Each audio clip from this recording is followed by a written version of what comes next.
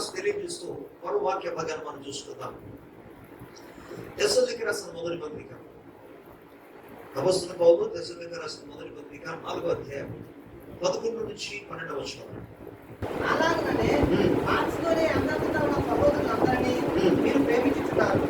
సహోదరులారా, మీరు ప్రేమయందు మరి ఎక్కువగా అభివృద్ధి నొందుచుండవలెనని సంఘమునకు వెలుపటి వారి యెడల మర్యాదగా నడుచుకొనుచు మీకేమీ పొదువు లేకుండానట్లు మేము మీకు ఆజ్ఞాపించిన ప్రకారం మీరు పరుల జోలికి పోక మీ సొంత కార్యములు జరుపుకుంటే అందరూ మీ చేతులతో పనిచేయడం అందరూ ఆశ కలిగి ఉండవాలని మిమ్మల్ని హెచ్చరిస్తున్నాను.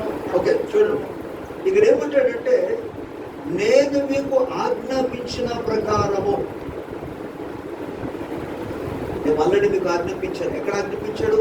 అపొస్తలుల కార్యములో. ఇప్పుడు మనం చదువుకున్న 20వ అధ్యాయంలో చదువుకున్న 34వ వచనంలో ఆయన తెలియజేశాడు. మామూలుగా చెప్పడం కూడా కాదు, ఆజ్ఞాపించాడు. మేము మీకు ఆజ్ఞాపించిన ప్రకారము ప్రతి ఒక్కరు కూడా మీ సొంత కార్యాలను మీరు చేసుకుంటూ ఇతరుల అక్కడను కూడా మీరు తీర్చారు. ఆ స్థితిలోనికి రావాలి. దేవుని స్తోత్రం. భౌతికంగా అయినా ఆధ్యాత్మికంగా అయినా, ఆధ్యాత్మికంగా అన్నా సరే మనంతటా మనము నిలబడి ప్రార్థన చేయాలి.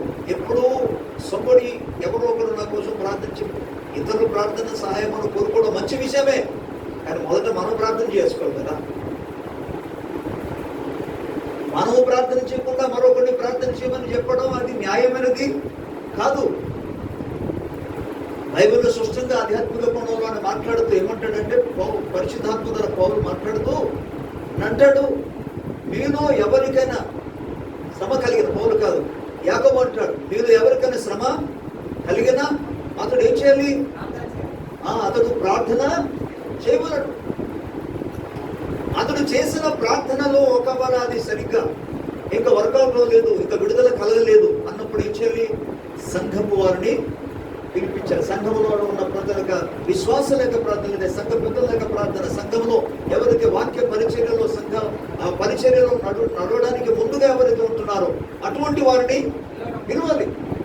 పిలిచి వాళ్ళ చేత ప్రార్థన చేర్చుకోవాలన్న దేవుని స్తోత్రం చెప్తాం గట్టిగా. హల్లెలూయా, హల్లెలూయా. కాబట్టి పిల్లరా, ఈ దేవుని యొక్క వాక్య భాగంలో ఈ తెస్సలోనికీయులకు రాసిన పత్రికలో పౌలు తెలియజేస్తున్న మాటలు మనం చాలా జాగ్రత్తగా గమనించాలి. దేవుని స్తోత్రం. ఒకసారి చెప్దామా? హల్లెలూయా. మీరు పరుల జోలికి ఒక మాట జాగ్రత్త గమనించండి. పరుల జోలికి అంటే ఏంటి?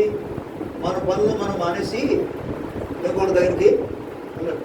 మీ పనులు మానేసి దయచేసి ఇంకొకరి ఇంటికి వెళ్ళి అలా తిరగడం చేయాలి. మీ పనులు మీరు చేసుకోండి. ఓకే, ప్రభు స్తోత్రం చెప్తారా? హల్లెలూయా. సహోదరులారా, మీరు ప్రేమ యందు మరి ఎక్కువగా అభివృద్ధి పొందుచుండవలనని సంఘమునకు వెలుపటి వారి ఎడల మర్యాదగా నడుచుకొనొచ్చు మీకేమీ కొదువ లేకున్నట్లు మేము మీకు ఆజ్ఞాపించిన ప్రకారము మీరు పరుల జోలికి పోక మీ సొంత కార్యములను జరుపుకునుట యందును మీ చేతులతో పని చూట యందును తర్వాత ఆశ కలిగి ఉండవలనని మిమ్మల్ని హెచ్చరించుచున్నారు. సలహా ఇవ్వడం కాదు, ఇక్కడ ఉపదేశం కాదు, ఇది హెచ్చరిక. మరి ముఖ్యంగా ఇటువంటి సందర్భాలు ప్రపంచమంతా కూడా వ్యాపించి ఉన్న ఈ కరోనా వైరస్ను బట్టి అనేక మంది జీవితాల్లో ఇతరుల మీద ఆధారపడి ఎవరో ఒకరు పంపిస్తే, ఎవరో ఒకరు సహాయం చేస్తే అనేక స్టేజ్లో ఉంటారు. సంఘ విశ్వాసులు ఎవరు కూడా ఆ స్థితిలోనికి రాకూడదు. ఆధారపడితే కేవలం ఎవరి మీద చెప్పాలా? దేవుని మీద ఆధారపడాలి. ఒక విషయం తెలుసా, దేవుని మీద ఆధారపడితే దేవుడే ప్రతి అవసరతను తీరుస్తాడు. ఎవరు హృదయాన్ని కదిలింపు చేస్తాడు.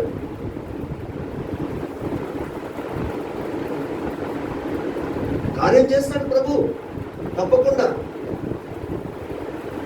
మనం ప్రభు మీద ఆధారపడితే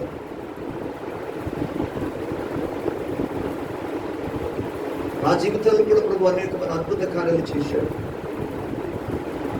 ప్రభు మీద ఆధారపడితే డెఫినెట్గా ప్రభు మన ప్రతి అవసరమైన తీరుస్తాడు. ఆయన నమ్మదగిన దేవుడు.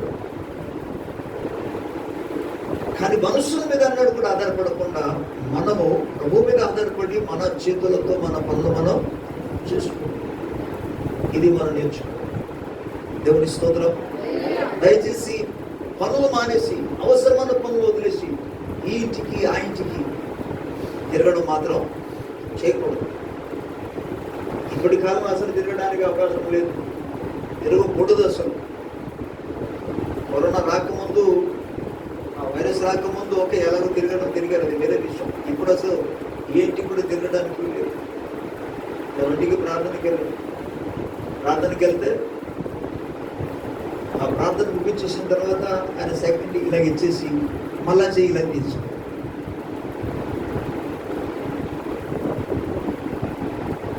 అంటే ఎవరి మూలంగా ఏది అడుగుతుపోతుందో అని ప్రజలు. నీ దగ్గర ఏమి లేకపోయినా, ఎవరి మూలంగా దేని మూలంగా వచ్చినా ఎవరి నామానికి అవమానం వస్తుంది. అందుకే మనం జాగ్రత్త కలిగి ఉంటాం. ఆ ఉద్దేశంతో తప్ప, లేకపోతే ప్రేమ కలిగి మనం సెకండ్ ఇవ్వకూడదని ఉద్దేశం కాదు. కాకపోతే వారు ఇప్పటి వరకు ఎవరు ఏంటి ఎక్కడికి బయటికి వెళ్ళలేదు. కూరగాయలు ఇంటికి తప్ప ఇంకెక్కడికి వెళ్ళలేదు. నేను బలవంతం చేశాను. మరి భయపడతాను. ఎందుకని భయం?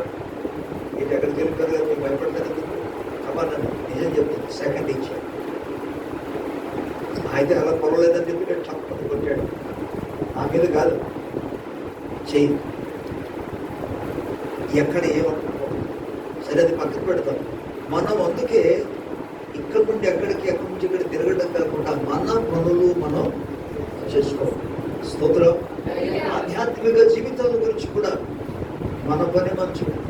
కొంతమంది సంఘంలో ఉన్న పనిని వదిలేసి ఎక్కడెక్కడో ఏదే సంఘానికి, అరే ముందు మీ ఇల్లు చూడు, మీ ఇంటిలో ఉన్న పని ముందు చూసుకోవాలి. ఆధ్యాత్మికంగా కూడా బైబిల్లో స్పష్టంగా చెప్తుంది. బైబిల్ దానికి ఏకేమిస్తుంది. నీవు వెళుతున్న సంఘం అంటే అది నీ కుటుంబం అని అర్థం. మొదట నీ కుటుంబానికి చూసుకోకూడదా? చూసిన తర్వాతే అప్పుడు. ఇప్పటి వరకు నన్ను ఎవరు బయట పిలిచినా, పరిచయం పిలిచినా, ఎవరు పిలిచినా, మా మాస్టర్ గారు పిలిచినా, బాలగారు పిలిచినా ఇక్కడ పరిచయం అయిన తర్వాత వెళ్తాను. కానీ ఇక్కడ పరిచయం వదిలేసి నేను వెళ్ళిపోను. సో ముందు మన పని మనం చేయాలి.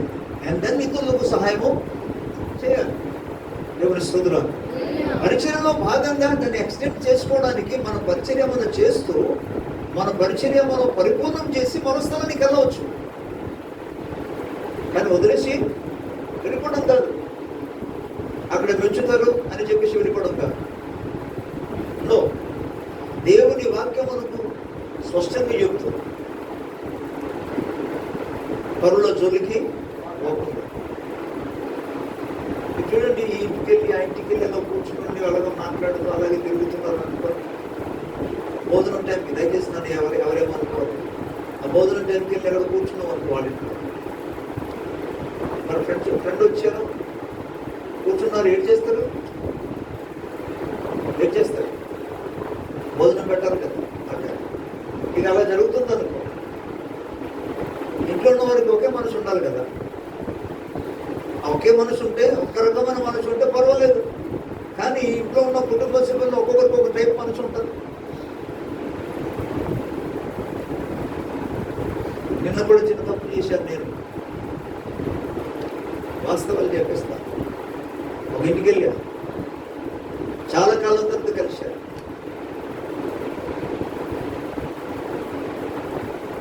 కుటుంబ సభ్యులు ఇంట్లో ఉన్నారు, కలుసుకున్నాం. ఆధ్యాత్మికమైన భౌతికమైన కొన్ని అవసరమైన మాటలు మాట్లాడుకున్నాం. ఆ తర్వాత వచ్చేస్తానంటే పంపకుండా బలవంతం చేసి ఆపు కీబోర్డ్ తీసుకొచ్చారు, రాసి ఆపారు. ఓకే, మొత్తానికి వాళ్ళతో మాట్లాడుతూ అలా సంభాషణ చేస్తుండగా టైం అయిపోయింది. అప్పటికే 2 అయిపోయింది. ముఖాలు చూసి చిన్న తేడా కనపడింది. తేడా కనపడింది. ప్రారంభంలో చూసిన ముఖం ఇప్పుడు చిన్న తేడా కనపడింది. అందరి ముఖాలు ఒకలాగా ఉంది, ఒక ముఖం అలాగా ఉంది. ఏమైందని ఏంటన్నా? అప్పుడు బయటకు వచ్చాడు. ఆన్లైన్ క్లాస్ అది ముందే చెప్పొచ్చు కదా. ఆ టైంకి వెళ్ళడం మూలంగా ఏమవుతుంది? వాళ్ళకి ఇబ్బంది కలిగించినట్టు. మరోవైపున దైవ సేవకులు వారు పెట్టినందుకు వాళ్ళ సంతోషం. రావడం మంచిదే, కానీ వాళ్ళకి అవసరం ఉంది అక్కడ. ఏంటి? క్లాస్ లేకపోతే okay, they can spend time, కానీ క్లాస్ ఉంది. ఆ విధంగా ఆ టైంలో ఉండటం మూలంగా వాళ్ళకి ఇబ్బంది కాదు. నేను నా అనుభవంతో ఏం చెప్తున్నానంటే, ఇలాగో అనేక మంది జీవితాల్లో మనం వెళ్ళి వారు పనులు చేయకుండా, మనం పని చేయకుండా ఇబ్బంది కలిగించడం అది సరైనది కాదు. కాబట్టి ఎవరు పని వారే చేయాలి అన్నారు. దేవుని స్తోత్రం చెప్తాను గట్టిగా హల్లెలూయా. నేను త్వరగా 2 లేఖనం చెప్తాను. తెస్సలోనికీయులకు రాసిన 2వ పత్రిక 3వ అధ్యాయం. నెక్స్ట్ లేఖనం 2వ పత్రిక 3వ అధ్యాయం 6వ వచనం నుండి చదువుకుందాం. నేను చదువుతాను. సహోదరులారా, మా వలన పొందిన బోధ ప్రకారము కాక అక్రమముగా నడుచుకున్న ప్రతి సహోదరుని పెద్ద నుండి తొలగిపోవాలని మన ప్రభువైన యేసుక్రీస్తు పేరున మీకు ఆజ్ఞాపించుచున్నాము. మా వలన మీరు పొందిన బోధ ప్రకారము కాక అంటే దైవ సేవకుల ద్వారా దేవుడు అనుగ్రహించబడిన వాక్యానుసారంగా ఒకవేళ ఎవరైనా సరే దాని ప్రకారంగా నడవకపోతే వాళ్ళ గురించి ఏమంటే అక్రమంగా ప్రవర్తిస్తున్న వాళ్ళ దగ్గర నుండి మీరు దూరంగా ఉండండి అనే మాటలకి చెప్పాడు. ప్రతి సహోదరులతో నుండి తొలగిపోవాలను. తర్వాత మన ప్రభువైన యేసుక్రీస్తు పేరట మీకు ఏం చేస్తున్నాను? ఆజ్ఞాపిస్తున్నాను.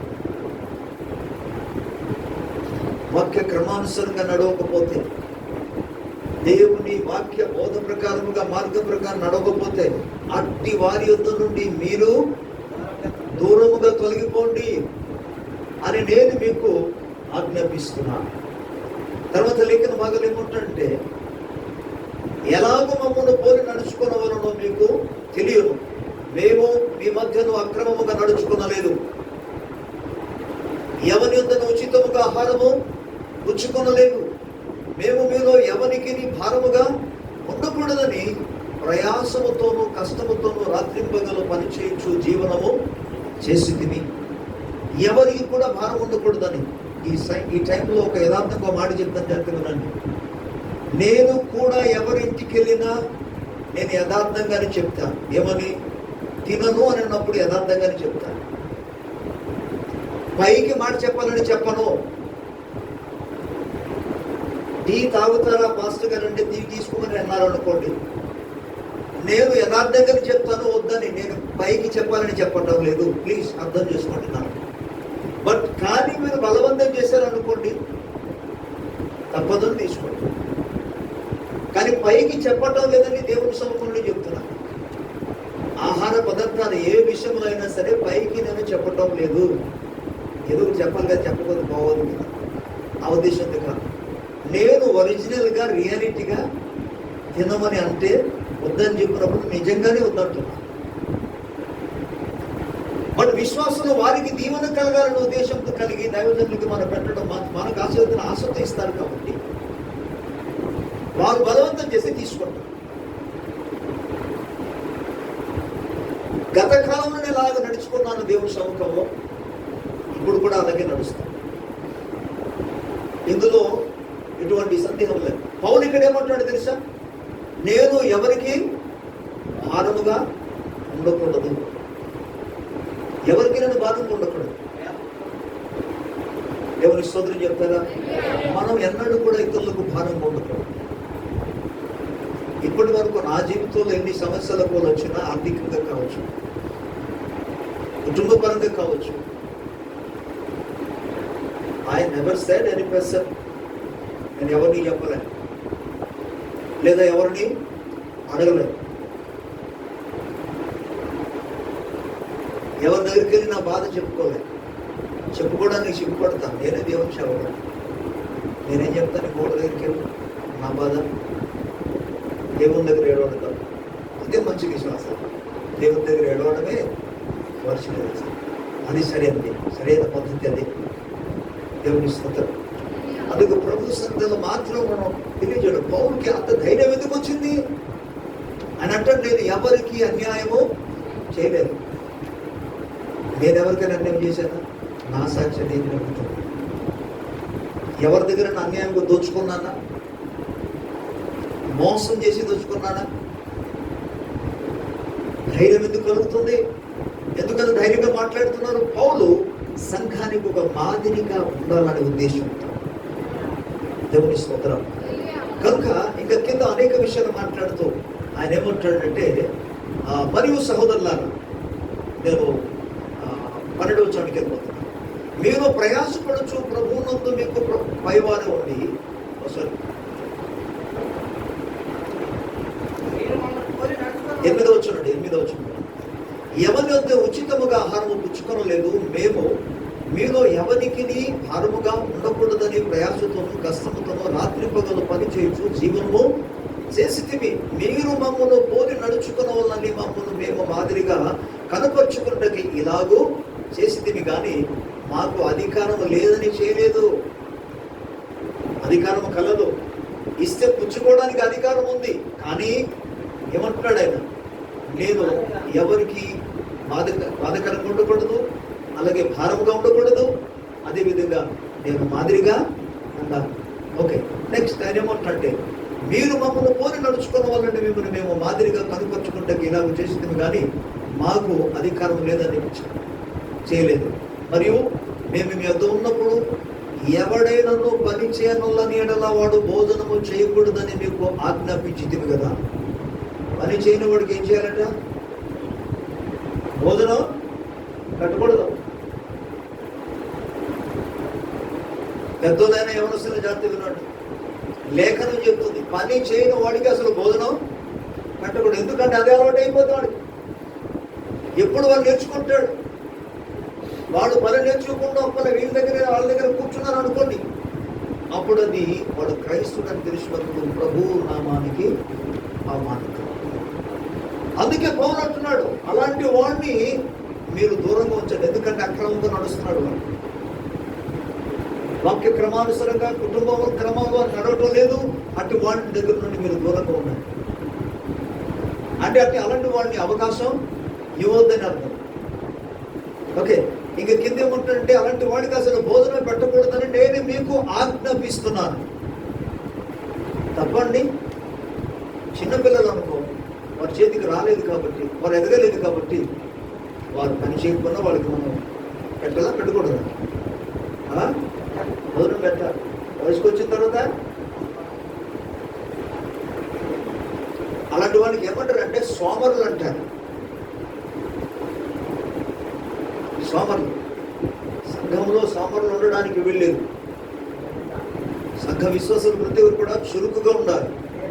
దేవుని స్తోత్రం. అండ్ తర్వాత ఏమంటారంటే 11వ వచనంలో, మీలో కొందరు ఏ పని చేయక పరుల జోలికి పోవచ్చు అక్రమంగా నడుచుకుంటున్నారని వినుచున్నాము. అట్టి వారు నెమ్మదిగా పని చేయొచ్చు, సొంతగా సంపాదించుకున్న ఆహారము భుజింపవాలని మన ప్రభువైన యేసుక్రీస్తు పేరిట వారిని ఆజ్ఞాపూర్వకముగా హెచ్చరించుచున్నాము.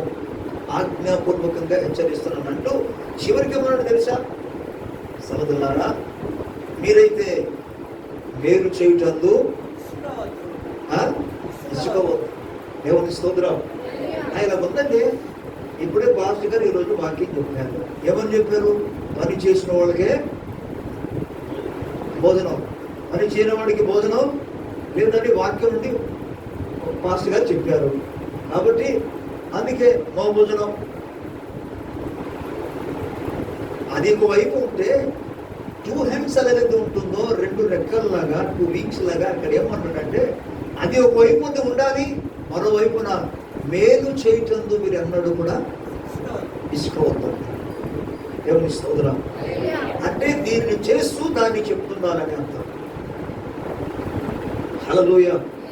సో ఒక మాట పరిశుద్ధ గ్రంథంలో నుండి చాలా విషయాలు ఉన్నా దావీదు జీవితంలో ఉన్న ఒక సంఘటన నేను చెప్పి ముగించడానికి ఆశిస్తున్నాను.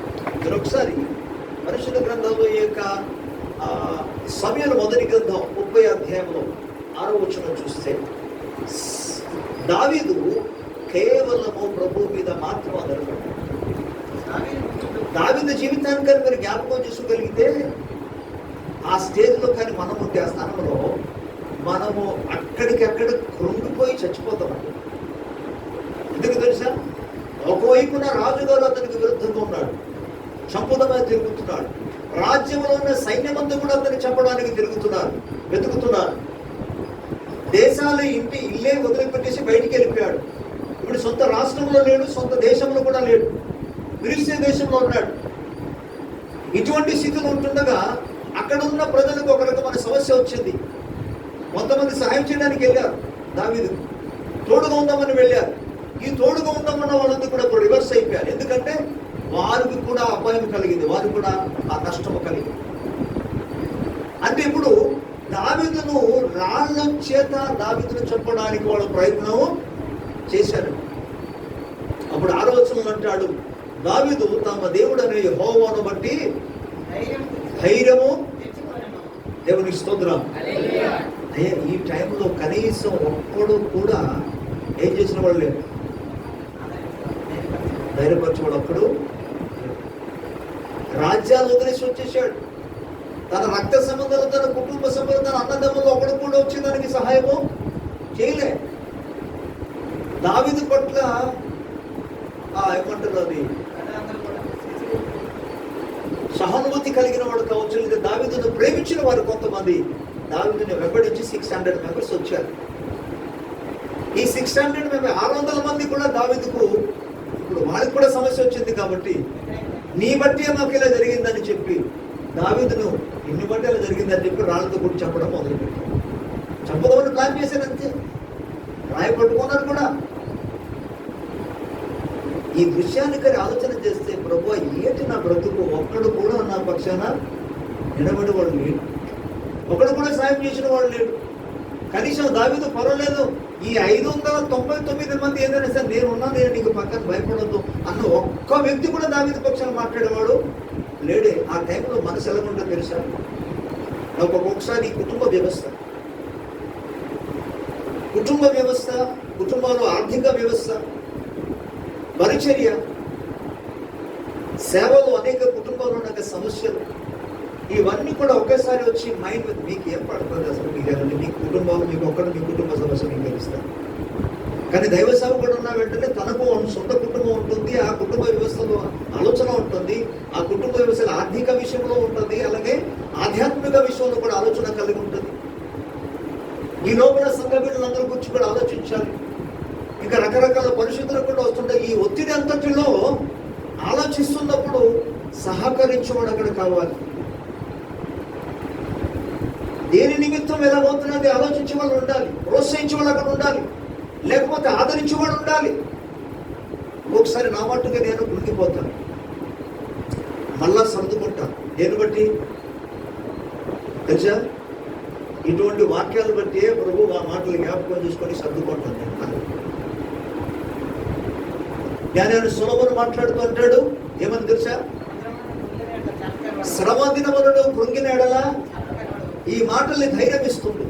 అరే కృంగిపోతే చేతకాని వాడు అయిపోతాడు. దేవుడు లేడా, మనుషులు ఎవరు లేకపోతే ఏమైపోతుంది, ఎవరు ఆదరించకపోతే ఏమై, ఎవరు సహాయం చేయకపోతే ఏమై, ఎవరున్నారు? దెబ్బలందరూ. ప్రభువును బట్టి ధైర్యం.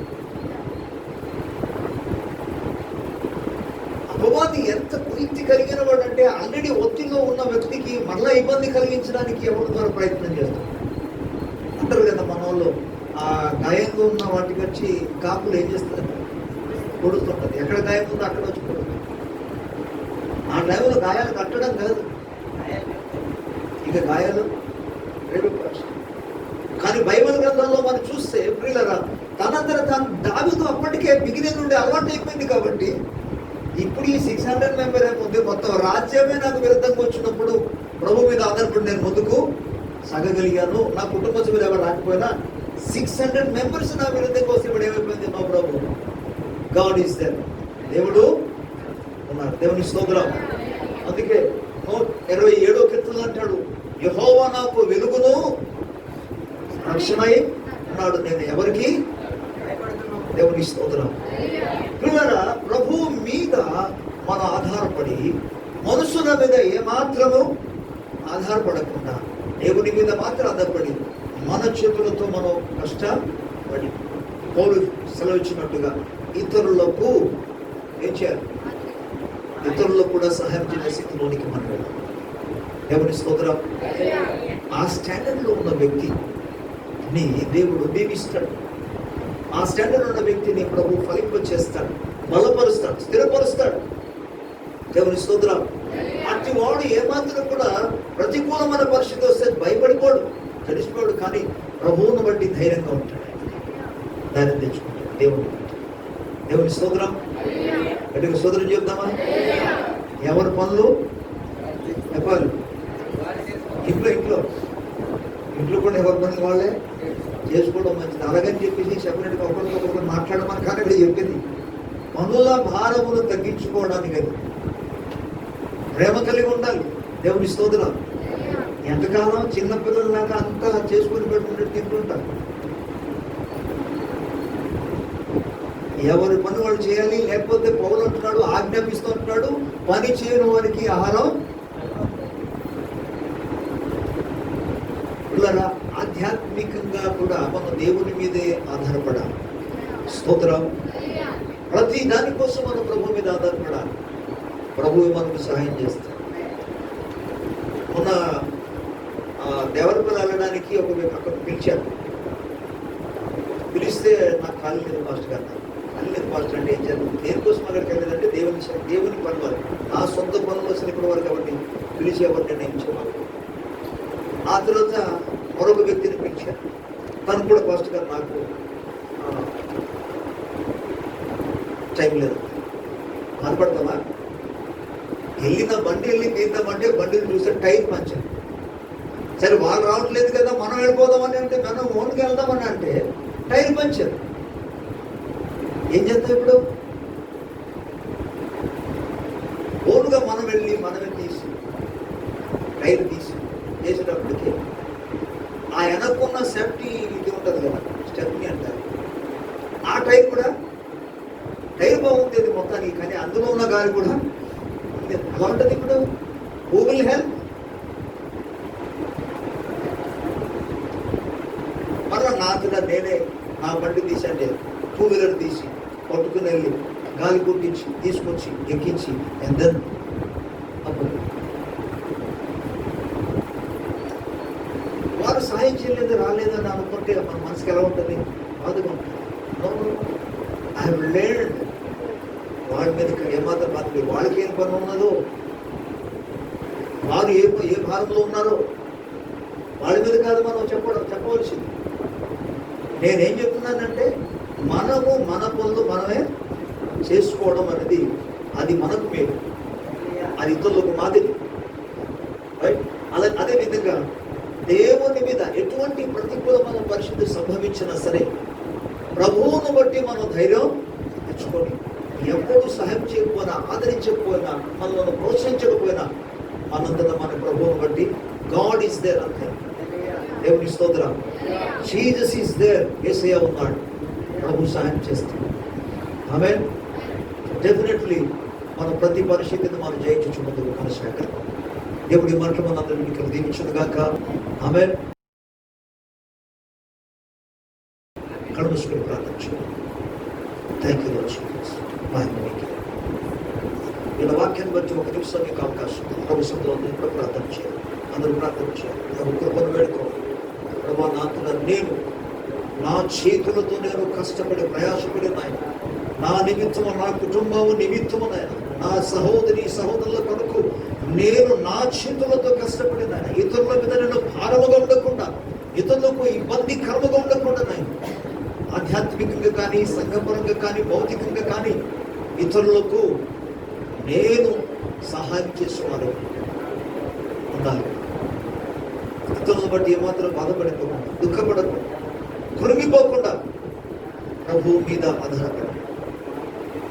దేవునికి స్తోత్రం కలుగును. హల్లెలూయా.